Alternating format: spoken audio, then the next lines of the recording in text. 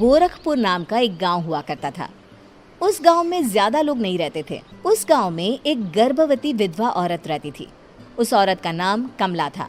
कमला अपने घर में अकेली रहती थी। उसके पति की सारी जायदाद उसके नाम हो गई थी, पर सभी गांव वाले उस औरत को मनहूस औरत समझा करते थे और सभी उससे नफरत किया करते थे। एक बार कमला राशन की दुकान पर खाने का सामान खरीदने जाती है। भैया जी, जरा 1 किलो दाल चावल देना। अरे हाय हाय हाय हाय हाय! अरे मनहूस औरत, मेरी दुकान में अपशुगन करवाने आ गई क्या? हैं? चल जा यहाँ से, मैं कुछ नहीं देने वाला हूँ तुझे। भाग भाग यहाँ से, चल जा, निकल। भैया जी, ऐसा मत कहिए, मैं गर्भवती हूँ, मुझे खाने की बहुत जरूरत है, मुझे खाना दे दीजिए। दुकानदार कमला को वहां से धक्के मारकर भगा देता है। तभी कमला रोते रोते उस गांव के किन्नरों के इलाके में आ जाती है। गांव वाले किन्नरों को उसी इलाके में रखा करते थे, क्योंकि वो लोग किन्नरों को पसंद नहीं करते थे और उनके इलाके में रहने से मना करते थे। तो किन्नरों ने उसी गांव में अपना एक इलाका बना लिया था। जब किन्नर लोग देखते हैं कि एक गर्भवती महिला रोते रोते उनके इलाके में आ गई है, तो सारे किन्नर कमला के पास जाकर उसका हाल पूछने लगते हैं। क्या हुआ बहन, तुम्हारी गर्भवती अवस्था में इतनी बुरी हालत कैसे? तुम रो क्यों रही हो? तुम डरो मत, हम तुम्हें कोई नुकसान नहीं पहुंचाएंगे। तुम शांत होकर सब बताओ कि हुआ क्या है। मैं कमला हूँ, मैं गांव के दूसरे इलाके से आई हूँ। 2 महीने पहले ही मेरे पति की मौत हुई है। मुझे गांव के लोग मनहूस मानते हैं, क्योंकि मैं विधवा हूँ और गर्भवती भी। वहाँ के लोग मुझे खाने के लिए कुछ बेचने के लिए भी तैयार नहीं, जिससे मेरा गुजारा नहीं हो रहा था। कोई बात नहीं कमला, हम तुम्हारा ख्याल रखेंगे। किन्नर लोग कमला को एक खाली घर में रहने के लिए जगह दे देते हैं और उसकी देखभाल भी करते हैं। कुछ ही महीने बाद कमला अपने बच्चे को जन्म देती है, पर अफसोस, कमला बच्चे को जन्म देते ही अपनी जान गंवा देती है। जब सब किन्नर बच्चे को देखते हैं तो बहुत खुश हो जाते हैं, क्योंकि वो बच्चा भी किन्नर ही था। कमला ने एक किन्नर बच्चे को जन्म दिया था। अब इस बच्चे की देखभाल कौन करेगा? हम तो इस बच्चे को गांव के दूसरे इलाके में भी नहीं भेज सकते। और तो क्या हुआ, इस बच्चे की माँ नहीं रही तो हम इसे पालेंगे। अब ये हमारे इलाके में रहेगा, हमारे साथ रहेगा। फिर वो किन्नर उस किन्नर बच्चे को गोद ले लेते हैं, उसका नामकरण कराते हैं। उस किन्नर बच्चे का नाम शक्ति रखा जाता है। देखते ही देखते शक्ति बड़ी होने लगती है। उसके रंग रूप बहुत सुंदर थे। वो बहुत सुंदर किन्नर दिखती है।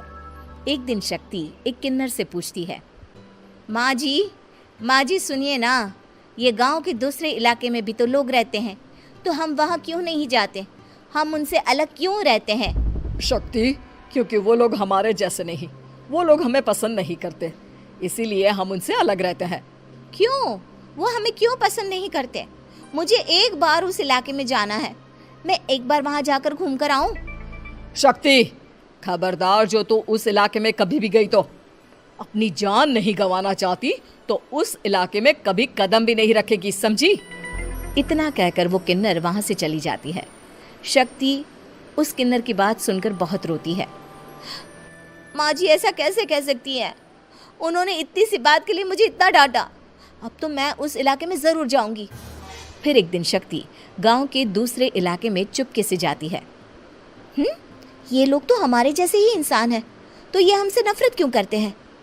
जब शक्ति उस इलाके में पहुंचती है तो गांव के सारे आदमी उसके रूप से मोहित हो जाते हैं। वो लोग ये अंदाज़ा नहीं लगा पाते कि वो किन्नर है। शक्ति की सुंदरता देखकर सारे गांव वाले उसकी तारीफ करने लगते हैं। तभी गांव का चक्कर लगाने गांव के जमींदार का बेटा हर्ष वहां पहुंचता है। हर्ष भी दिखने में बहुत सुंदर होता है। जब हर्ष ने शक्ति को देखा तो वो भी उससे मोहित हो गया, और जब शक्ति की नज़र हर्ष पर पड़ी तो वो हर्ष को देखकर मोहित हो गई। आपको पहले कभी इस गांव में देखा नहीं। इस गांव में आप नए हैं क्या? जी नहीं, वो मैं बस। तभी शक्ति बोलते बोलते रुक जाती है और मन में सोचने लगती है, अगर मैंने इनको बता दिया कि मैं दूसरे इलाके से आई हूँ तो वो समझ जाएंगे कि मैं किन्नर हूँ, इसलिए मुझे इनसे झूठ ही बोलना पड़ेगा। शक्ति हर्ष को कहती है, जी हाँ, मैं इस गांव में नई आई हूँ, यहाँ अकेली रहती हूँ। वैसे आप कौन है? आप भी इसी गांव में रहते हैं? जी हाँ, मैं इस गांव के जमींदार का बेटा हूँ। आपको किसी भी चीज की जरूरत पड़े तो आप मुझे बता देना, मुझे अच्छा लगेगा। ऐसे ही शक्ति और हर्ष एक दूसरे से रोज मिलने लगते। वो दोनों अपने प्यार का इजहार करने एक दूसरे से मिलने जाते हैं। तभी शक्ति का पीछा करते करते एक किन्नर वहां आ जाती है। शक्ति, मैं तुमसे बहुत प्यार करता हूँ। मैं तुमसे शादी करना चाहता हूँ। क्या तुम मुझसे शादी करोगी? हाँ हर्ष, मैं तुमसे शादी करूँगी, पर मैं तुमको अपने बारे में एक सच्चाई बताना चाहती हूँ जो मैंने तुमसे छुपा कर रखी है। तभी उनके बीच में ही वो किन्नर आ जाती है। शक्ति, तेरी हिम्मत कैसे हुई ऐसा करने की? वो किन्नर शक्ति को खींचकर गांव के जमींदार के पास ले जाती है। हर्ष भी वहां शक्ति को बचाने के लिए पहुंच जाता है। जमींदार शक्ति और हर्ष के प्यार के बारे में सुनकर गुस्से में आ जाता है और शक्ति को गांव के बाहर निकालने की सजा देता है। शक्ति ये बात सहन नहीं कर पाती और कुएं में कूदकर अपनी जान दे देती है। जमींदार हर्ष की शादी गांव की एक लड़की से करवा देता है, पर हर्ष इस शादी से खुश नहीं होता। शक्ति अपना बदला लेने के लिए मरने के बाद किन्नर चुड़ैल बन जाती है। अब मैं इन गाँव वालों को नहीं छोड़ूंगी, अब इनसे मैं अपने प्यार का बदला लूंगी। किन्नर चुड़ैल गांव वालों को परेशान करना शुरू कर देती है। एक बार वो रात को गांव के खेतों में पहुंच जाती है और वहां आग लगा देती है। सारी फसल जल के राख हो जाती है। जब एक आदमी रात को उठकर देखता है कि खेत में आग लग गई है तो वो वहां पहुंच जाता है। वो देखता है कि खेतों के बीचों बीच एक किन्नर चुड़ैल खड़ी है और वहां खड़े होकर ताली बजा रही है। गांव वाला किन्नर चुड़ैल को देखकर बेहोश हो जाता है। जब सुबह उस आदमी को होश आता है तो वो सीधा जमींदार के पास जाता है। अरे जमींदार साहब, अरे वो किन्नर चुड़ैल ने मेरी सारी फसल चला दी। अब मैं क्या करूंगा? क्या होगा मेरा? जमींदार चुड़ैल किन्नर का नाम सुनते ही सब कुछ समझ जाता है। अब वो बहुत डर जाता है। उसी रात को जब जमींदार डर के मारे अपने कमरे में सो नहीं पाता, तभी वहां अचानक से किन्नर चुड़ैल आ जाती है। किन्नर चुड़ैल जोर जोर से जमींदार के आगे खड़ी होकर हंसने लगती है और ताली बजाने लगती है। जमींदार उस डरावनी किन्नर चुड़ैल को देखकर बहुत डर जाता है। तूने मेरे साथ बहुत बुरा किया, अब मैं तुझे जान से मार दूंगी। नहीं नहीं नहीं नहीं नहीं, मुझे माफ कर दो, मुझे मत मारो। मैं कभी ऐसा दोबारा नहीं करूंगा।